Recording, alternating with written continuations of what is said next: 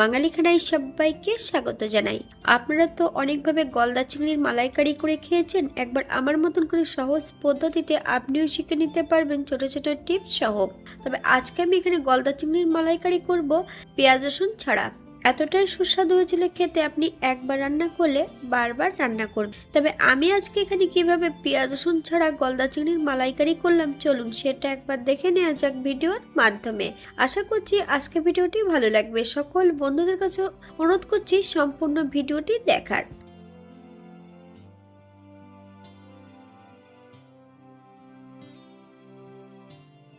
এখানে আমি আগের থেকে বেশ কিছুটা গলদা চিংড়ি নিয়ে নিয়েছি।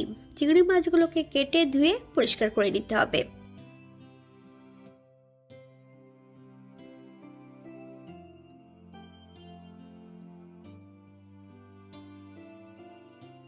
অপর দিক থেকে বেশ কিছুটা মশলা বেটে নেব।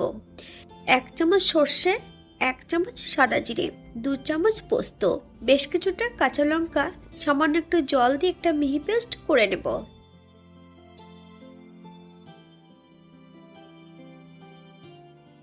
আজকে আমি এখানে হলুদ সর্ষে ব্যবহার করছি, আপনারা এখানে কালো সর্ষেও অ্যাড করতে পারেন।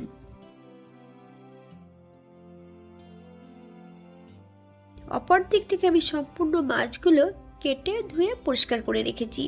এই পর্যায়ে মাছের গায়ে বেশ কিছুটা লবণ আর হলুদের গুঁড়ো লাগিয়ে দিতে হবে।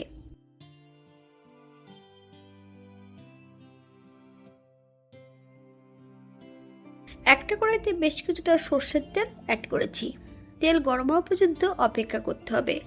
1 চামচ ঘি, আপনারা যদি পছন্দ করেন তাহলে পরিমাণে বাড়িয়ে দিতে পারেন।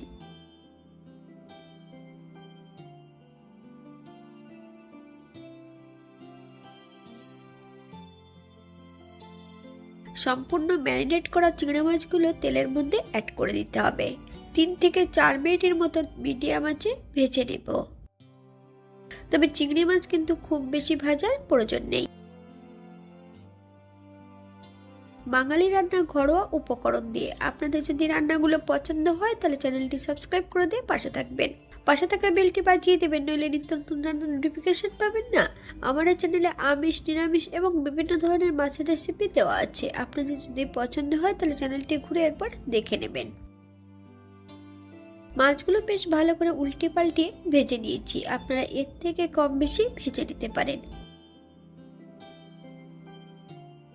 গ্যাসের ফ্লেমটা লোতে রেখে সম্পূর্ণ বাটা মশলাটা অ্যাড করে দেব।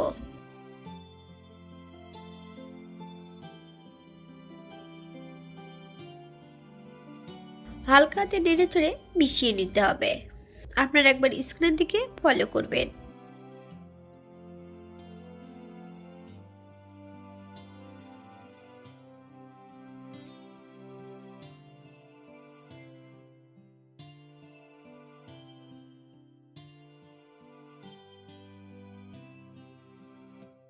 মশলা ধোয়া বাটি থেকে বেশ কিছুটা জল অ্যাড করব।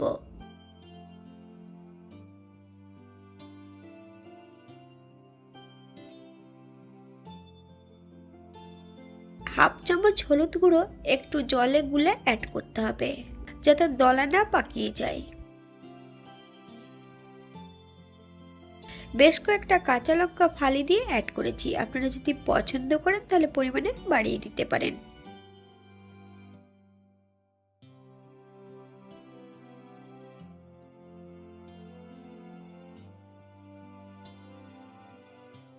1 আমি গ্রেভির জন্য আগের থেকে একটা নারকেলের জুস বের করে রেখেছি, সম্পূর্ণ নারকেলের জুসটা অ্যাড করব।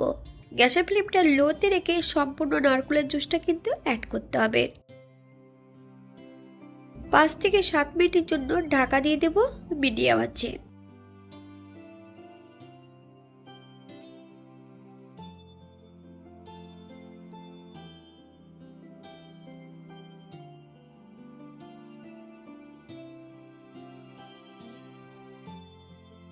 এই পর্যায়ে একবার চেক করে নিতে হবে যে লবণটা পারফেক্ট আছে কিনা। আমি আগে পরে লবণটা কিন্তু অ্যাড করেছি, তাই আর লবণ আর এই পর্যায়ে অ্যাড করব না। আপনারা আপনাদের স্বাদ অনুসারে লবণটা অ্যাড করবেন।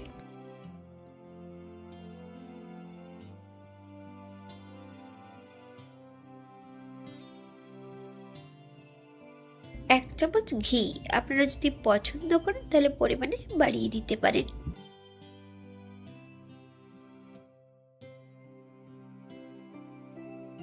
গ্যাসের ফ্লেমটা অফ করে দিয়ে 5 মিনিটের জন্য স্ট্যান্ডিং টাইম দেব, তারপর সার্ভ করব।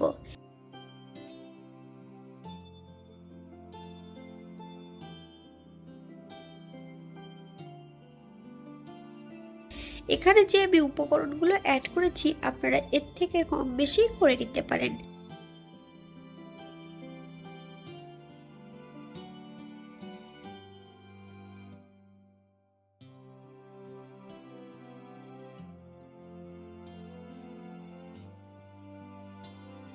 আজকের ভিডিওটি এই পর্যন্ত। সবাই সুস্থ থাকবেন, ভালো থাকবেন। অন্যদিন নতুন রেসিপি নিয়ে আপনাদের সামনে আবার আমি হাজির হব।